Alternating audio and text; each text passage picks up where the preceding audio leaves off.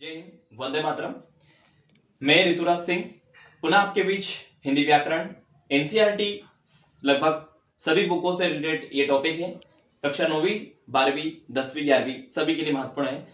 पिछले लेक्चर में हमने रस के बारे में देखा था, रस के डेफिनेशन को, अंगों को हमने देखा था, उनके नामों को हमने जाना था। आज हम इस लेक्चर में, इस कक्षा के अंतराल में आज देखेंगे रसों के नाम, रसों के नामों के बारे में और रसों के स्थायी भाव, उनके नाम, प्लस हम अंगों की सहायता से आप परिभाषा बनाना सीखेंगे।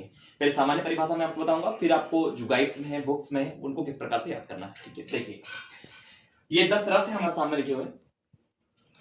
रसों के नाम, रस होते हैं 10 स्थायी भाव होते हैं उनके। श्रृंगार रस, हास्य रस, करुण रस, रौद्र रस, भयानक, विभत्स, जुगुप्सा, अद्भुत, विस्मय, वात्सल, वत्सल, इस प्रकार से हम स्थायी भाव भी हम कर सकते हैं। श्रृंगार रस का स्थायी भाव रति या प्रेम होता है। ठीक है, हास्य का हंसी होता है या हास हो सकता है। रौद्र का क्रोध होगा, भयानक का भय, वीर का उत्साह होता है, अद्भुत का विस्मय या आश्चर्य भी हो सकता है। करुण रस का स्थायी भाव शोक या करुणा हो सकती है। विभत्स रस का जुगुप्सा या घृणा होती है। शांत का निर्वेद या वैराग्य हो सकता है और वात्सल्य का वत्सल हो सकता है। ठीक है, ये 10 रस और इधर 10 स्थायी भाव है। अब प्रत्येक रस की परिभाषा, सामान्य परिभाषा कैसे देखें। देखो, श्रृंगार का सीधा सा प्रेम से मतलब है तो नायक और नायिका के जहां शारीरिक सौंदर्य की बात होती है उसको कहीं ना कहीं श्रृंगार रस कहते हैं।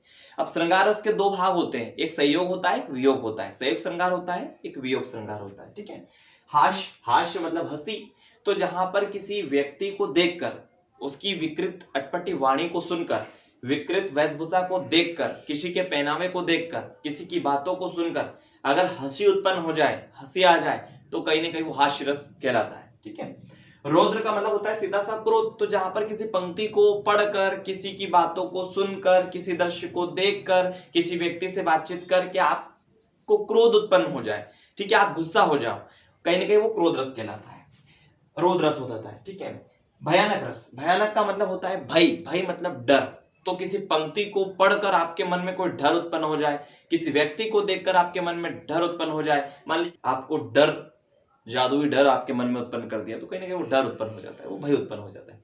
और एग्जाम्पल अगर देखें तो मान लो आप रास्ते रास्ते जा रहे थे और कहीं किसी का एक्सीडेंट हो जाता है बाई चांस, तो आप उसको देखकर, उस दृश्य को देखकर आप डर गए बिल्कुल, है ना, वही होता है भयानक रस।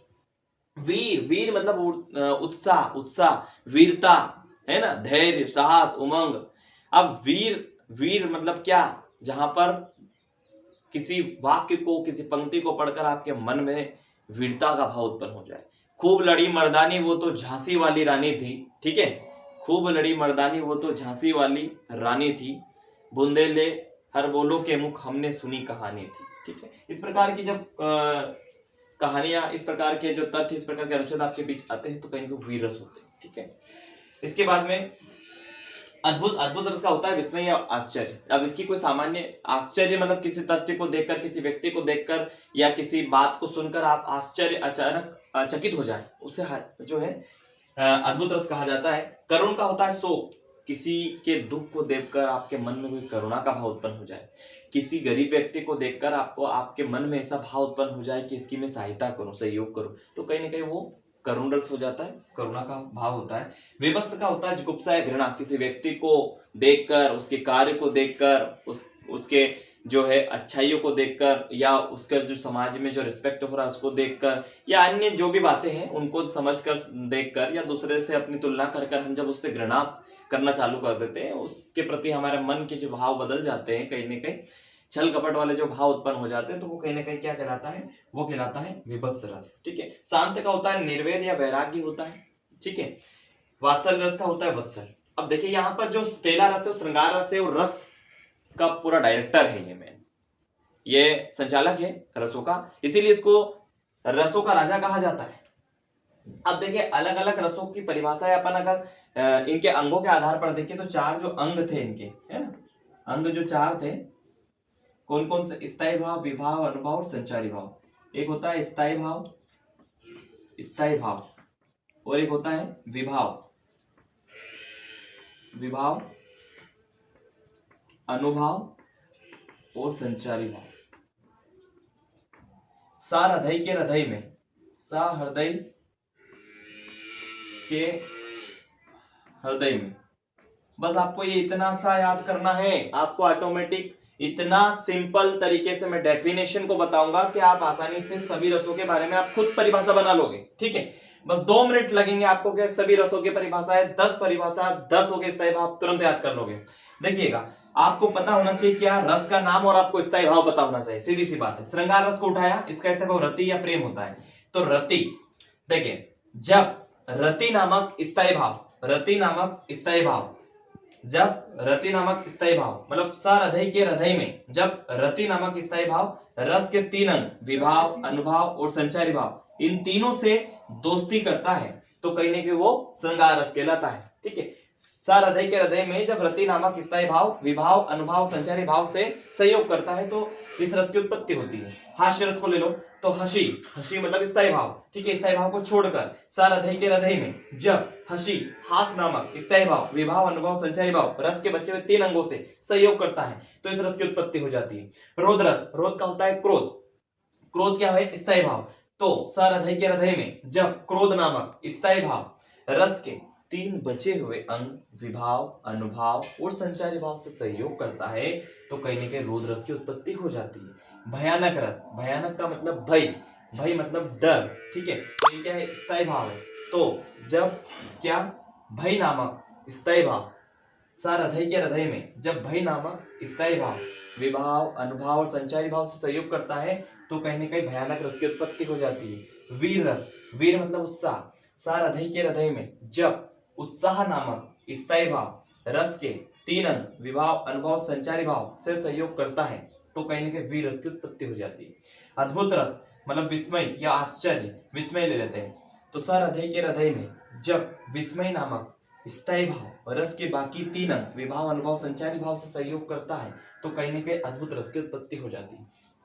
करुण का होता है शोक या करुणा, सारधई के हृदय में जब जो है शोक या करुणा नामक स्थायी भाव रस के 3 अंग विभाव, अनुभव, संचारी भाव से सहयोग करता है तो कहीं ना कहीं करुण रस की उत्पत्ति हो जाती है। विभत्स रस, विभत्स मतलब जुगुप्सा, सारधई के हृदय में जब जुगुप्सा या घृणा नामक स्थायी भाव रस के बाकी बचे हुए 3 अंग विभाव, अनुभव, संचारी भाव से सहयोग करता है तो कहीं ना कहीं विभत्स रस की उत्पत्ति होती है। ठीक है, शांत का मतलब होता है वैराग या निर्वेद, स्थायी भाव वैराग या निर्वेद, सारधई के हृदय में जब वैराग या निर्वेद नामक स्थायी भाव रस के बची बाकी जो 3 अंग है विभाव, अनुभव, संचारी भाव इनसे दोस्ती करेगा, इनसे सहयोग करेगा तो कहीं ना कहीं जो है शांत रस की उत्पत्ति हो जाती है। अगला बचा वात्सल, वत्सल, वत्सल नामक स्थायी भाव जब विभाव, अनुभव, संचारी भाव से सहयोग करता है तो उत्पत्ति हो जाती है। अलग अलग रसों की परिभाषा आप समझे, सामान्य परिभाषा भी आपको समझ में आई और आपको बुक की अगर लिखना है तो इस प्रकार से आप लिख सकते हो। याद रखे किसी एक रस के बारे में हर सत्र में बोर्ड एग्जाम में क्वेश्चन बना है 3 अंक या 2 अंक के लिए। साथ ही साथ एक ऑब्जेक्टिव पूछा जाता है वीर रस का स्थायी भाव क्या है, हास्य रस का स्थायी भाव क्या है, करुण रस का स्थायी भाव क्या है, रसों का राजा कौन है, रस कितने प्रकार के होते हैं, रस के कितने स्थायी भाव होते हैं। इस प्रकार से ये वेरी मोस्ट इंपोर्टेंट क्वेश्चन होते हैं ऑब्जेक्ट के लिए। अब देखिए रसों के कुछ एग्जाम्पल बता देते हैं। हास्य रस मतलब हंसी, जहां पर किसी पंक्तियों को देखकर हंसी उत्पन्न हो ऐसी पंक्तियां आपको पढ़ना है, इसका वाचन करना है। ठीक है, वीर का मैंने बताया आपको। इसके बाद अपने को देखे जो है श्रृंगार, श्री रूप निहारती है ना यशोदा, इसी प्रकार श्री राम के रूप निहारती जानकी, इस प्रकार की लाइनें। हास्य रस, हास्य मतलब हंसी, मैं महावीर हूं पापड़ को तोड़ सकता हूं, मुझे अगर क्रोध आ जाए तो मैं कागज को मरोड़ सकता हूं। ठीक है, या फिर मैं महावीर हूं, मैं कागज को मरोड़ सकता हूं, मुझे क्रोध आए तो मैं पापड़ भी तोड़ सकता हूं। तो एक पागल भी तोड़ सकता है। ठीक है, सीधी सी बात है, कहीं ना कहीं एक बच्चा भी तोड़ सकता है इसको। तो ये इस प्रकार की जब लाइन आपके बीच आए, सज धज कर जाती है बारात किसी की, मन करता है जा धक्के दे दूल्हे को, मैं बिठा दूं दीपक दास को घोड़ी पे, इस प्रकार के तथ्य जब कहीं ना कहीं आते हैं तो हंसी उत्पन्न हो जाती है ऑटोमेटिक। अब वीर में मतलब कहीं ना कहीं वीरता के जब भाव होते हैं, ऐसी पंक्ति आपको देखना है सिलेक्ट करके। आप बहुत सारे एग्जांपल है जो आप